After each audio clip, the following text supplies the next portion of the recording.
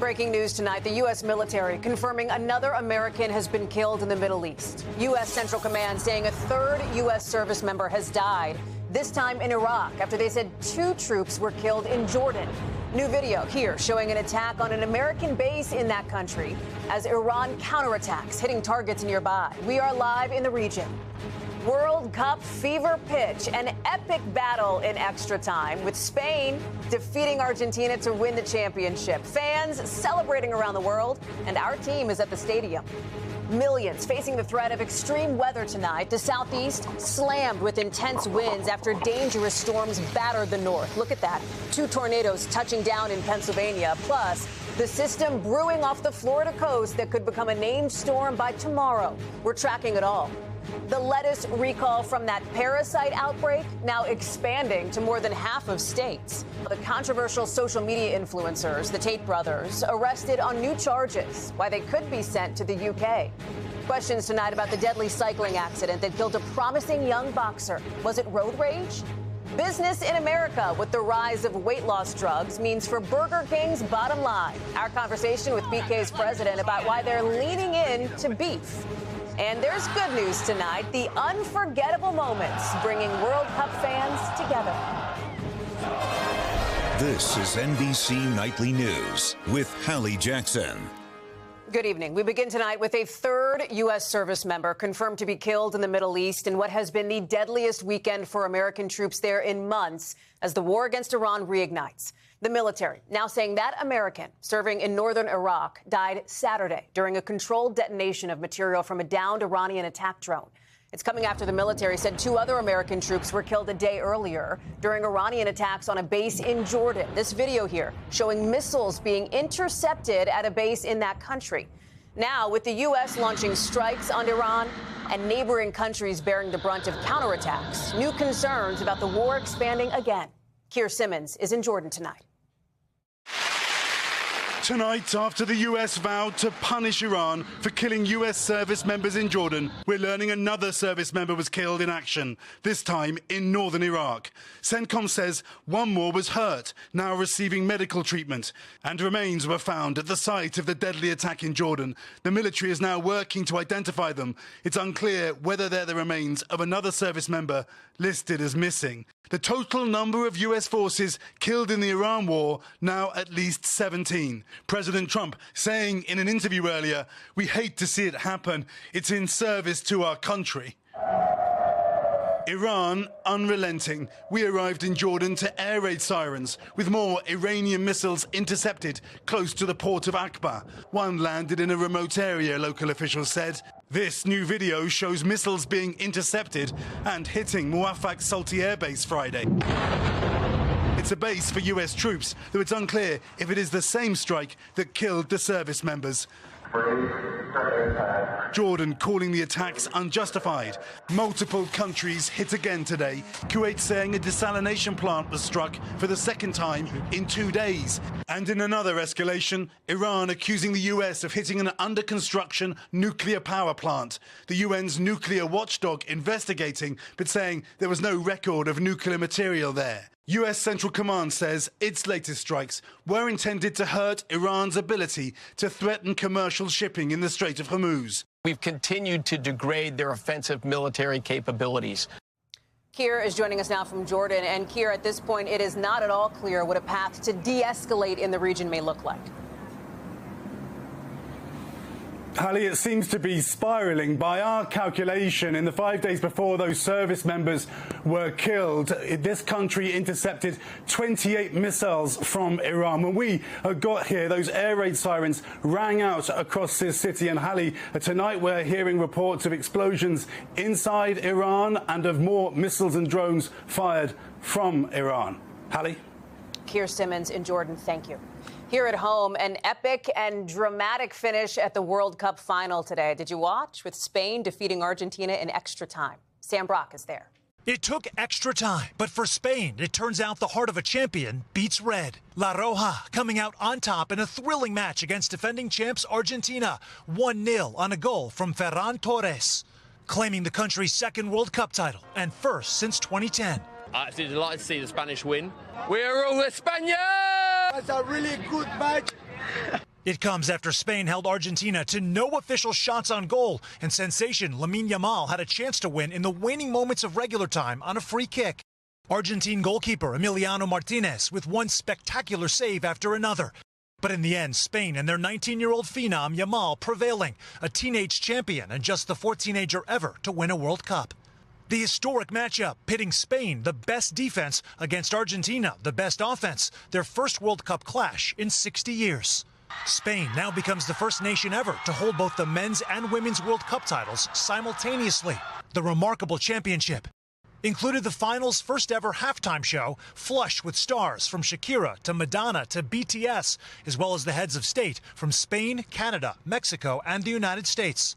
As fans celebrate the incredible run of football the world just witnessed in what might be Lionel Messi's final appearance representing Argentina on the international stage, ending one story chapter and perhaps seeing another one first written. Sam is joining us now from the stadium in New Jersey. And Sam, we see some Argentina fans streaming out. I'm guessing Spain's are still celebrating? You guessed correctly, Hallie. It's a lot of white and blue out here right now. Spain's legion of fans still inside the stadium for the trophy presentation. Look, Hallie, Argentina was down a man for all of extra time after a late red card. Spain sealed the deal. They allowed one goal all tournament. Hallie, that is a record. Back to you. Sam Brock with the assignment of the night at the World Cup. Thanks. To the dangerous weather threat now, putting the South on alert as we track what could become one of the first big named storms of the season. Valerie Castro has the latest. Tonight, severe weather making a return, hammering parts of the southeast with wind gusts of up to 70 miles an hour. As the Northeast cleans up after rounds of storms pummeled the region Saturday. Whoa! Heavy rain flooding New York City streets and cars. Bro, this is insane. People trying to wade through knee-high water in Manhattan. And concert goers left disappointed after singer Noah Kahan canceled his first night at Citi Field, citing inclement weather. I don't want a refund. 2 tornadoes touching down in Pennsylvania. This video showing what appears to be a funnel cloud. Trees coming down in the Baltimore area. And a family in Maryland saying lightning started a fire at their home. This all coming after days of dangerous weather, deadly flooding in Texas, Ohio, and in Utah, where a firefighter, his wife, and 3 of their children were found dead at a campground. A lightning strike in that state also killing a hiker. And in the Midwest tonight, Canadian wildfire smoke still not easing up, where air quality remains at unhealthy levels. Minneapolis, Detroit, and Chicago all ranking in the top 10 of the worst air quality cities in the world today. Valerie is joining us live. And Valerie, we're looking ahead to a storm now brewing in the Gulf.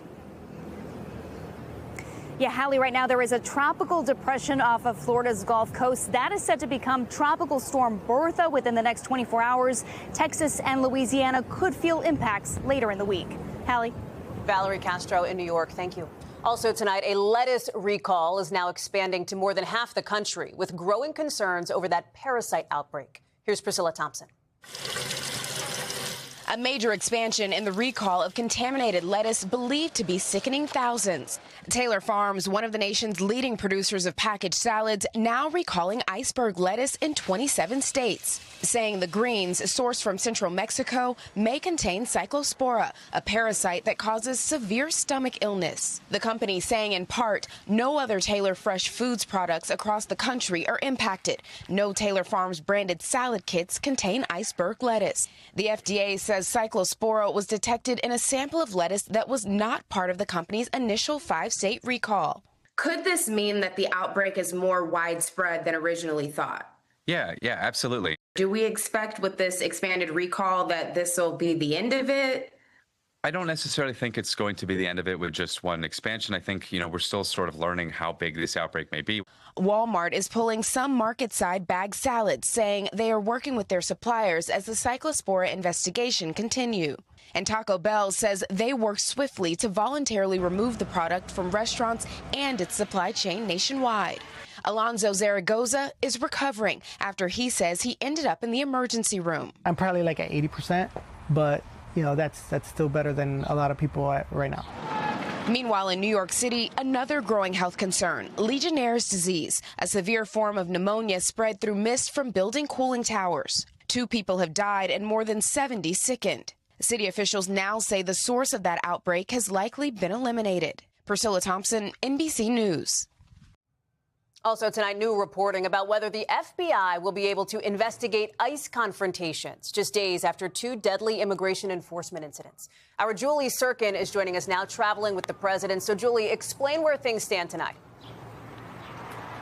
Hallie, federal agents were told in an internal memo the FBI would no longer investigate attacks against federal officers, including immigration enforcement, according to 2 people familiar with the memo. But the DOJ and DHS deny the change, saying in a joint statement, Hallie, the FBI will continue to investigate in accordance with agency policy.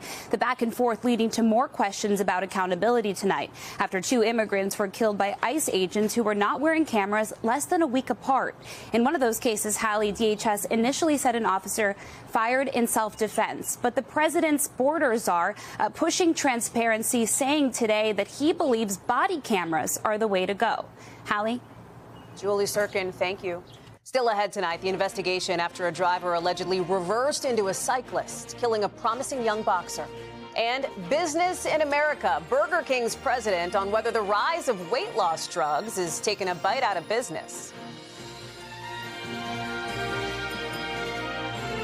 Back now with our series Business in America. And with fast food companies facing new headwinds, including the rise of weight loss drugs and a spike in beef prices, our look at how one big-time chain is looking to lean into their burger business. The president of Burger King joining us to explain.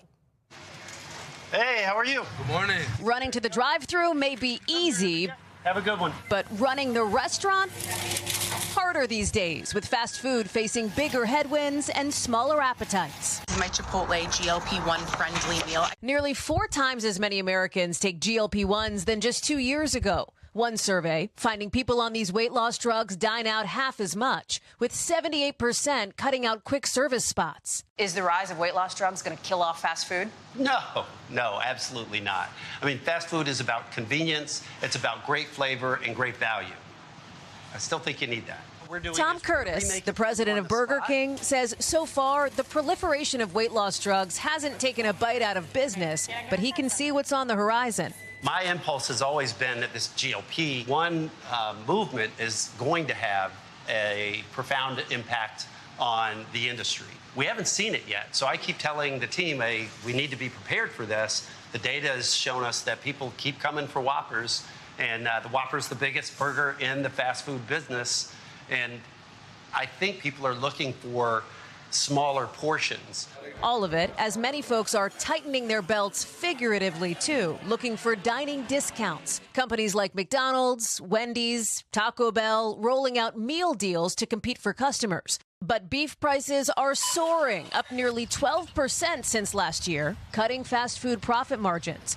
At Burger King, Curtis says they're eating that, asking franchisees not to pass that cost to customers buying Whoppers. How long is that feasibly sustainable? Yeah, so I would say it's sustainable indefinitely. You can outrun those costs just by growing traffic, and that's what this is all about. Everybody's out there trying to sell chicken. We're leaning into burgers and beef. But I believe that you'd wanted to have 85% of the stores renovated by 2028. That's correct. Falling short of that goal a bit. Why is that? Beef. Beef prices are exactly why we're falling short of that. It's slowed the pace down. What it hasn't slowed down is the conviction and the belief from our owners and from ourselves that this is working. Here in Miami, one of those recently renovated restaurants. He's the president of Burger King. Oh, hi. Hi, how are you? Nice to meet you. Thank Nice to meet you. Hey, how are you?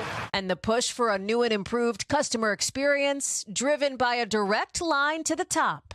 Hi, I'm Tom Curtis, president of Burger King. And here's my number. Level with me. Is it really your number? I have 2 numbers, and it is one of It my really numbers. is? Yes. What's the most surprising thing you heard from one of these phone calls or text messages? There's so many surprising things. Bring back the 90s fries, improve your friendliness. And that leading the company to roll out a brand new staff position starting this week that Curtis says will elevate friendliness, the Your Way champion. It's somebody whose priority is to care about the guest, whatever that means. Hoping to reel in repeat customers along with a new Whopper guarantee. Now, if your Whopper isn't made your way, we won't just remake it. Your next one will be on us. These Your Way champions They can't just go through the motions. They got to feel it. They got to really care. The competition for your burger business heating up. And make sure to catch our full interview by subscribing to our NBC News app. We're back right here in a moment with the controversial Tate brothers arrested and facing possible extradition to the UK. And NASCAR legend Kyle Busch's son winning big just 2 months after his dad's death. Back now with an up-and-coming boxer killed while cycling in what may have been a road rage incident after a driver allegedly reversed into her. Officials in Texas say 26-year-old Hannah Rapp was found lying on the road after being hit. Investigators say the suspect passed Rapp and her boyfriend on their bikes. And when they gestured at him, he allegedly stopped, reversed, and slammed into Rapp, who was pronounced dead at the hospital. That suspect has been arrested and charged with manslaughter. Also tonight, controversial social media influencers Andrew and Tristan Tate under arrest in Miami. The two could face extradition to the UK, where British officials say they're bringing additional rape charges against them in their ongoing cases there. The brothers have not been convicted of any of the crimes alleged and have denied wrongdoing. An emotional moment tonight for the family of NASCAR legend Kyle Busch, with his 11-year-old son winning his first race since his dad's death. You saw Brexton Busch there holding the checkered flag. His mom posting online just how proud she is of him. And just in tonight, Vice President J.D. Vance and Second Lady Usha Vance announcing the birth of their fourth child, Alec Neal. That makes the Second Lady the first woman in more than 150 years to give birth while her husband is VP. The Vice President says mom and baby are happy and healthy and that their kids are overjoyed to meet their new little brother. That is Nightly News for this Sunday. Thanks for being with us. I'm Hallie Jackson. For all of us here at NBC, thanks for watching and have a great week.